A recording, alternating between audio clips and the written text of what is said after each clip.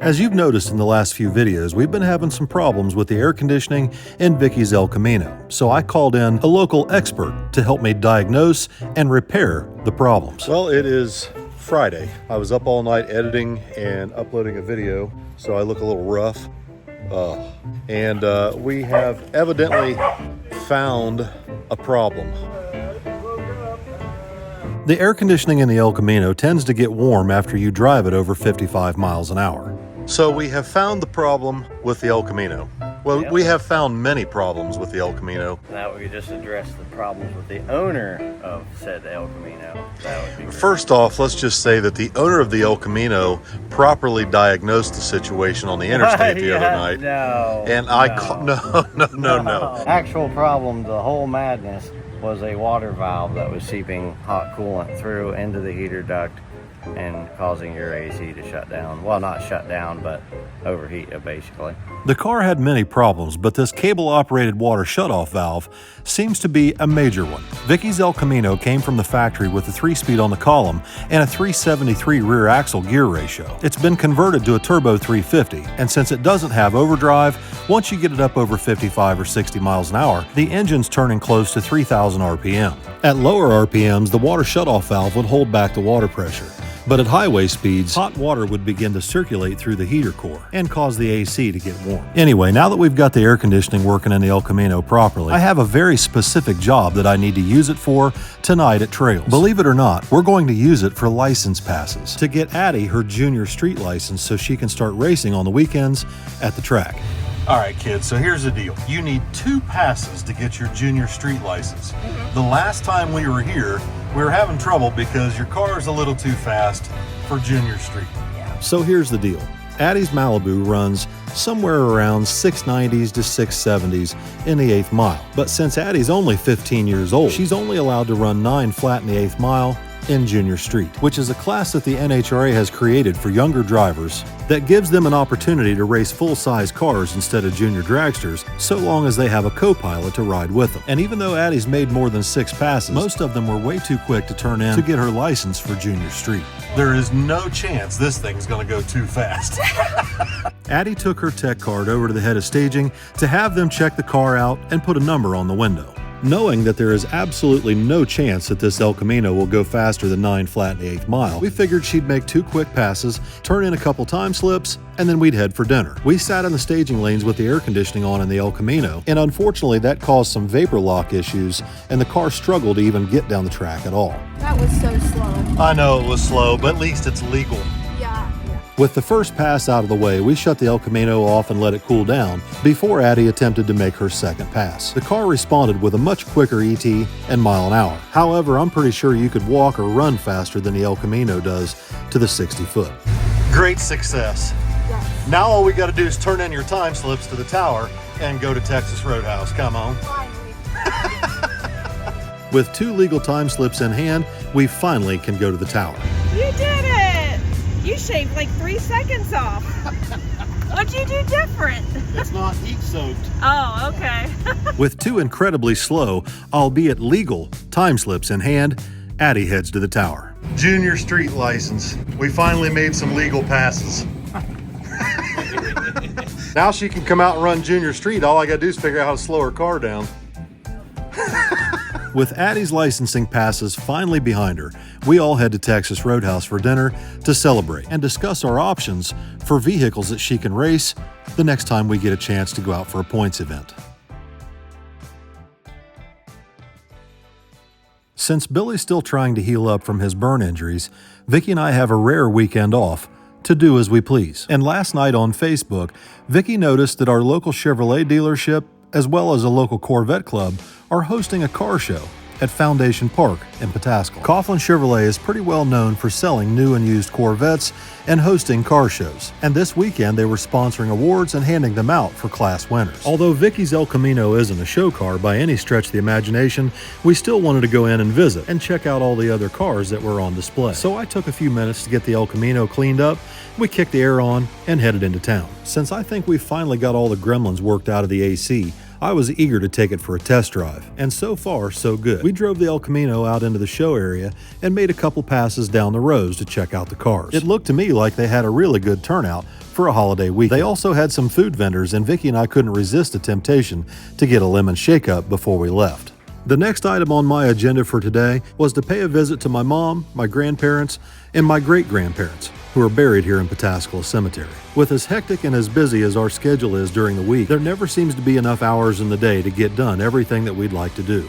So we marked off a trip to the cemetery off our list and headed back out of town at about the same time everyone was leaving the car show. Vicky and I just wanted to go out and cruise the back roads like we used to. And as we got closer to evening, Vicky started looking for someplace to go to dinner. And she also came up with the idea of maybe going to see a movie. There's a new one coming out this weekend directed by Kevin Costner. Vicky and I have both been going through withdrawals ever since we got hooked on watching Yellowstone. So we were both pretty excited to go in and watch this movie tonight. It's a Western that takes place in the 1800s and depicts the stories of people who were trying to conquer the Wild West.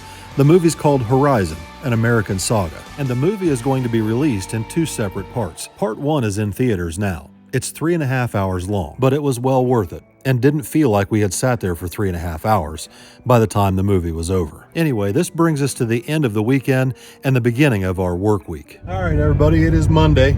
Good news, bad news day today. Let's start off with the good news. The good news is we had a really nice weekend. Vicky and I had a nice time yesterday. We got to go do something we don't get to do very often, which is just go spend some time by ourselves and go enjoy one of the cars and just go cruise around and do some back roading. That was really nice. We went to go see a movie last night. Really good, by the way. So anyway, today's Monday. Good news is the Monte Carlo may be done today. House of Pearls is working on the front end, putting the front end back on the car, and I think they've got the hood wet sanded and buffed. So there's a possibility that today may be the day my Monte Carlo comes home. Bad news, the pistons that came in for Billy's big block aren't clearanced for aluminum rods, meaning that the wrist pin boss is a little bit too narrow for an aluminum rod to fit in. The good news is Uncle Bob took those pistons to a CNC guy and had them machined to fit the aluminum rods. The bad news is the aluminum rods are no good.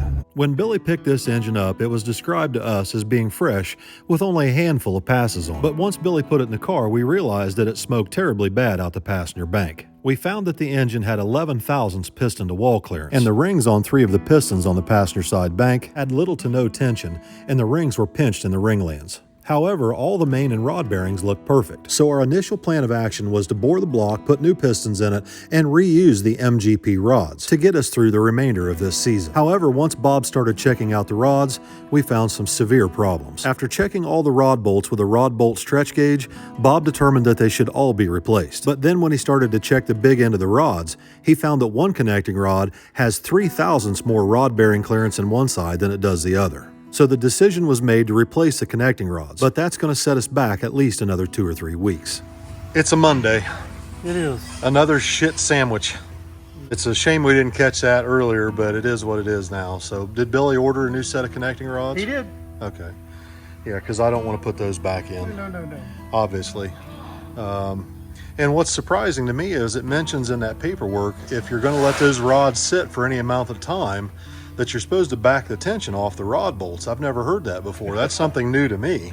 I found it kind of interesting. Yeah, so interesting. So the rod bolts are definitely stretched to their limit. They're at their last. They were at their last use the last time they got torqued down, is what I'm picking up from it.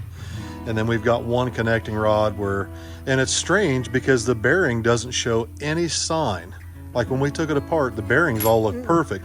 But when you check the oil clearance in that one connecting rod, there's one specifically that's 3 thousandths on one side and 5.5 on the other. It's actually, I think it was closer to 2 and 4 5. So one side was a whole lot tighter. Right. So, and I've never really seen that before either. And I thought if it was in the center of it was twisting this way because of not being seated, it would be loose on one side and tight on the other. It's tight on one side, but it's not loose on the other side because 4.2 is what the rest of these fit. Yeah. So But what's crazy is it didn't show anything in the rod bearing when we took it apart. Like, And yeah, I agree. It was just either it was getting by, or maybe when it comes apart is when I don't know. I'm not an expert. I don't know. I'm just trying to understand, making sure it lives. yeah, we don't need this thing to come apart. No, I'm just trying to. I mean, we weren't planning on, we weren't planning on rebuilding the engine. It No. was supposedly fresh with so many passes. I don't know how many passes, but it wasn't supposed to be many.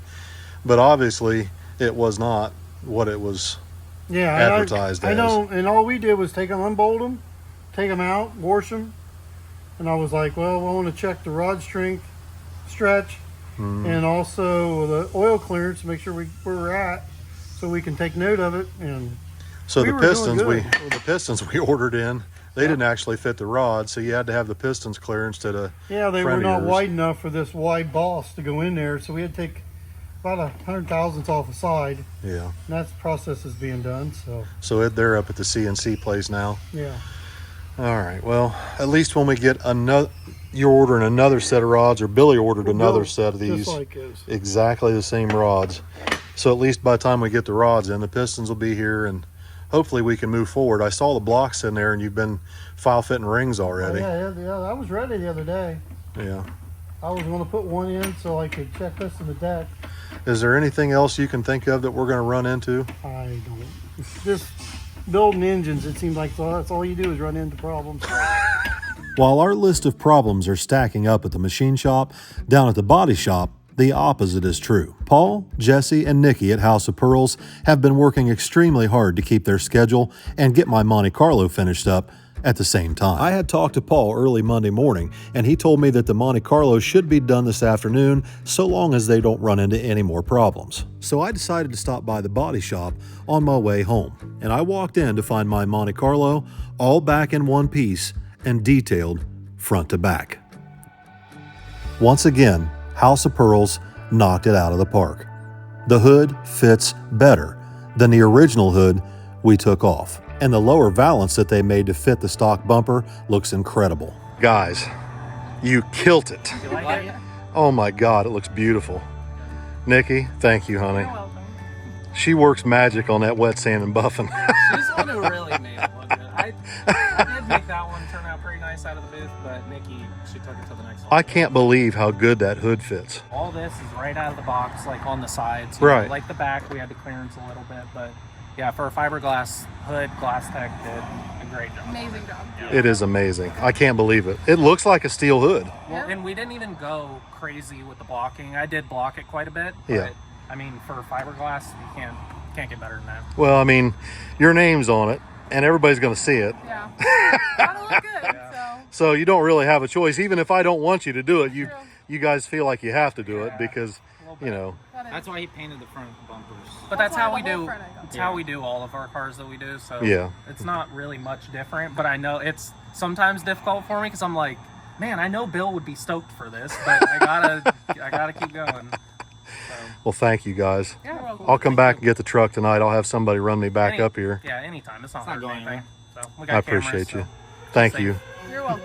Even though my Monte Carlo's only been at the body shop for 2 weeks, it's felt like forever. I've been so excited to see what the car looks like with the new hood and new lower valance. I couldn't wait to take it someplace and take some pictures. And the first place that come to mind was the boat ramps at Buckeye Lake. I've heard it said many times that it's hard to take good pictures of a black car, but so far, I can't seem to take a bad picture of this 78 Monte Carlo. The new GlassTek 4-inch Sunoco hood and lower valance, along with the RC Comp Retro wheels, makes this ultra rarely optioned 78 Monte Carlo look like $1 million, even at night. Unfortunately, I need to take this car back apart almost immediately to swap the drivetrain. So while I've got the opportunity to drive it and enjoy it, I figure I'm going to make as much content with it as I possibly can. So I plan to meet the kids down on the square for 4th of July and take some video and pictures of both my Monte Carlo and Molly's Supra down on the square. Once the 4th of July celebrations are over, we plan to remove the entire stock drivetrain from the engine to the transmission and rear axle and install my new 440 small block, the Tremec TKX 5-speed transmission,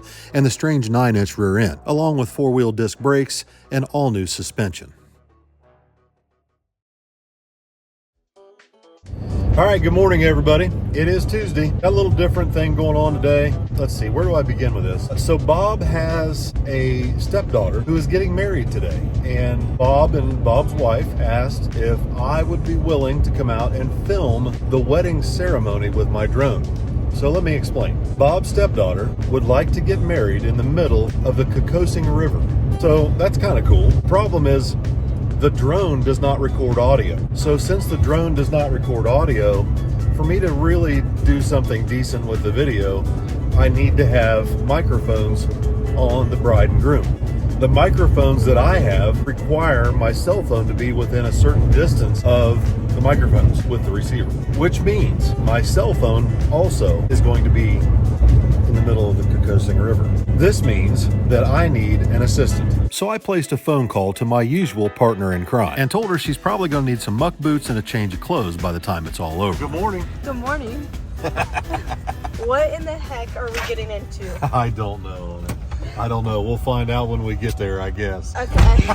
So Alyssa, Bob's stepdaughter, spent a lot of time at her grandma and grandpa's house growing up. They had a really neat little place sitting up on a hill near Coshocton, very close to Mohawk Dam. And although the farm and the property has long been sold, there was a very special place not far from their house that she spent a lot of time as a child. And according to my calculations, that spot is about 6 miles upriver from the dam you see here. So on the way up there, I described to Addie what we're planning on doing today and what I need for her to do so that we can get the audio of the ceremony. From this drone shot, you can clearly see the house that Alyssa's grandparents used to own and the bridge off in the distance, which is truly only about 300 feet from the end of the driveway to her grandparents' old house. The bridge is located on Old Gravel Road about 1/8 of a mile off a county route. And once Addie and I got there, we got straight to work getting the microphones and receiver set up on my phone, getting Addie in place, and getting the drone up in the air. Now, before anybody gets any wild ideas, this isn't something I plan on doing on a regular basis. This is just something I'm doing special for Bob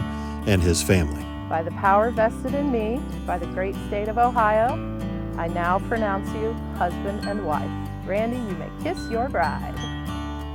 This is a lot more difficult than maybe what it looks like in this video. I told everybody if I crash this drone, just ignore it. Don't pay any attention to it. I don't want it to ruin the ceremony. But thankfully I was able to keep this thing out of the trees and capture some beautiful moments so that they'll have their own separate video to watch at the reception in a couple of weeks when they get back from their honeymoon. So anyway, that's what I got into on Tuesday. And that brings us now to Wednesday. Although I'm ready to get started on the Monte Carlo, we still need to get a transmission and the new converter put back in the Falcon for Tommy. Since we took the car apart in my shop, all the parts are there, and I want to get the car put back together before we start another project. So while Tanner's working on that, I went up to the machine shop to check in on Uncle Bob and see what he thought of the wedding. Well, Uncle Bob, it's about quitting time. It's hot and humid in here today. It's hot and humid in here today. Yesterday was sure nice. The wedding came out beautiful, didn't it? Yeah, beautiful day. You couldn't have asked for a better day and better weather. Better way, yeah, just a beautiful day for him. When you asked me to do that, I was like, I haven't done anything like that or been a part of anything like that since we did that short film. And most of what I do is just my day-to-day life. That was a little bit different, but I was kind of interested to do it just to see if I could do it. Just to see if I was capable of. I knew you was. Well, the problem is, like I said earlier in this video, the drone doesn't record audio, and so I needed a microphone, and I have never actually tried to dub a voice conversation in over drone footage, and the drone makes noise. So if you get too close to the action that you're filming with the drone ruins the audio. So that was a trial run for me. You know what I mean? I've never tried to do that before. I knew that it was a problem, but I didn't know where they would be in the river. I wasn't sure what they were going to do and how far out in the water they were going to go. I didn't know if we were all going to be in the water or just them. Idea. I didn't either. But I was just told to show up.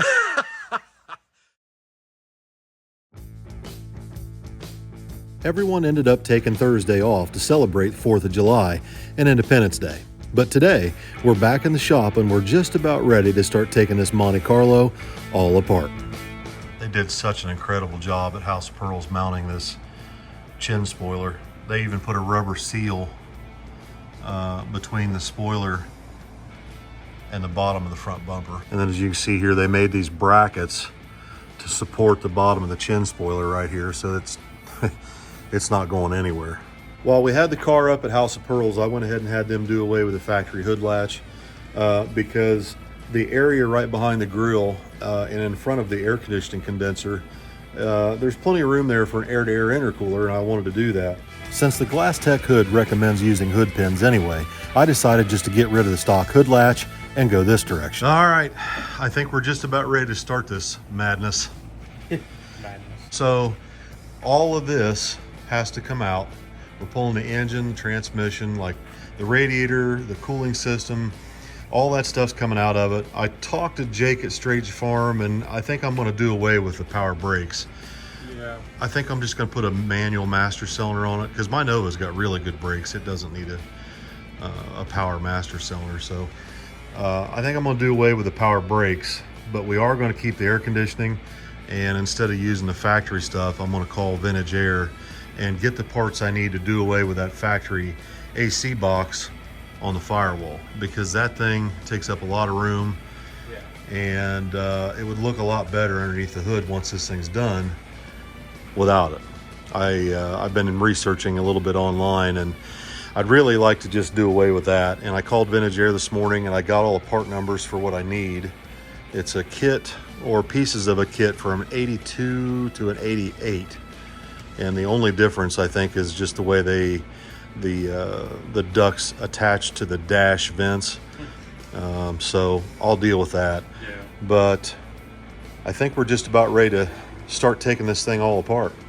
We got all these parts laid out over here. I wanted to show everybody. Of course, we've got the new Evo 4 brakes from Strange. I got TRZ upper and lower control arms, and I've got these billet aluminum TRZ spindles. These are stock height spindles because the 78s have a 1 year only spindle, and the bearings and races are a little bit different on them, and they will not fit the new Strange front disc brakes. So I got these new spindles that will fit the Strange brakes. Hi, Scrap. And the transmission, all that stuff's been here for quite a while. Hopefully we haven't lost anything. No, we'll have to unbury everything. It got shoved in the corner, so it's kind of been sitting there ever since. So. And we've got all new Viking dual adjustable shocks put all the way around it. They're in here in a box. I found those. They're right there. And then we've got brand new 9-inch from Strange to put in it. It's got 430 gears, aluminum center section. Hi, Scrap. I think once we take the hood off of this thing, we should be able to possibly pull the engine and transmission out as one unit and hopefully set them on a skid. Brian from Classic G-Body Garage is buying the complete drivetrain out of this, engine, transmission. I'm going to go ahead and give him the fan and the radiator, everything I'm taking out of this drivetrain-wise is all going to Classic G-Body Garage. So if somebody's looking to buy any of this stuff, Brian will have it here shortly.